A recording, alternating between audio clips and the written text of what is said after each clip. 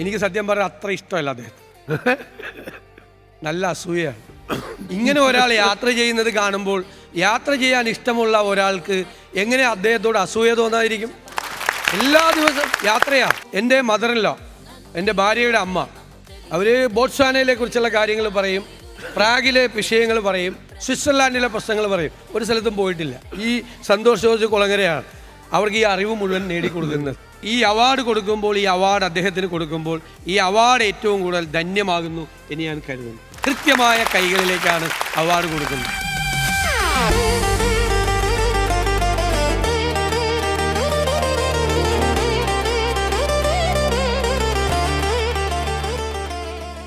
ഈ ആശയങ്ങൾ കൊണ്ടുവന്ന അമൃതയെ ഞാൻ പ്രത്യേകം അഭിനന്ദിക്കുന്നു.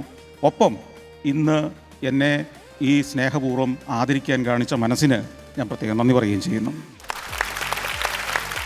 എനിക്ക് അവാർഡ് തന്നയാളെക്കുറിച്ചും രണ്ടു വാക്ക് പറയാതെ തരവില്ല. ഈ അടുത്ത ദിവസങ്ങളിൽ നിങ്ങളും ഞാനും ഒക്കെ കണ്ട ഒരു അഭിമുഖ പരിപാടിയുണ്ട്. നാളത്തെ കേരളം എന്തായിരിക്കണമെന്ന് സ്വപ്നം കാണുന്ന ഒരു മനുഷ്യൻ്റെ ചിന്തകൾ. നമുക്കറിയാം, അത്തരം ചിന്തകൾ കേൾക്കാനില്ലാത്തൊരു കാലത്ത് ജീവിക്കുന്ന നമ്മൾ, രാഷ്ട്രീയ മെയ്വഴക്കത്തിൻ്റെയും അഭ്യാസത്തിൻ്റെയും മാത്രം വാചക കസർത്തുകൾ കേൾക്കുന്ന ഒരു കാലത്ത് ഭാവി കേരളം എങ്ങനെയായിരിക്കണമെന്ന് കൃത്യമായ വീക്ഷണമുള്ള ഒരു ആളെ, ഒരു നേതാവിനെ കാണുമ്പോൾ നമുക്കുണ്ടാകുന്ന ഒരു ആദരവ് അദ്ദേഹത്തോട് നമുക്ക് തോന്നിയിട്ടുണ്ടെങ്കിൽ അതിൽ അത്ഭുതമില്ല. ആ ആദരവ് ഞാനിവിടെ വെച്ച് അങ്ങേ അറിയിക്കുകയാണ്. കാരണം അദ്ദേഹം പറഞ്ഞ ആശയങ്ങൾ ഏതെങ്കിലും ഒരു ഭരണാധികാരി നാളെ കേരളത്തിൽ നടപ്പാക്കിയാൽ കേരളം നമ്മളൊക്കെ സ്വപ്നം കാണുന്ന, ഞാൻ സഞ്ചാരത്തിലൂടെ കാണിച്ച് ഇതുപോലെ ആയിരുന്നെങ്കിലെന്ന് നമ്മൾ പലപ്പോഴും പറഞ്ഞ, കഴിഞ്ഞ 27 വർഷമായി പറഞ്ഞുകൊണ്ടിരിക്കുന്ന ഒരു കേരളമായി മാറും എന്ന കാര്യത്തിൽ സംശയമില്ല. അത് നടപ്പാക്കാൻ നമ്മുടെ വരുന്ന ഭരണാധികാരികൾക്ക് കഴിയട്ടെ. അത്തരം ആശയങ്ങൾ ഉണ്ടാവട്ടെ എന്ന് ഞാൻ ആശംസിക്കുന്നു.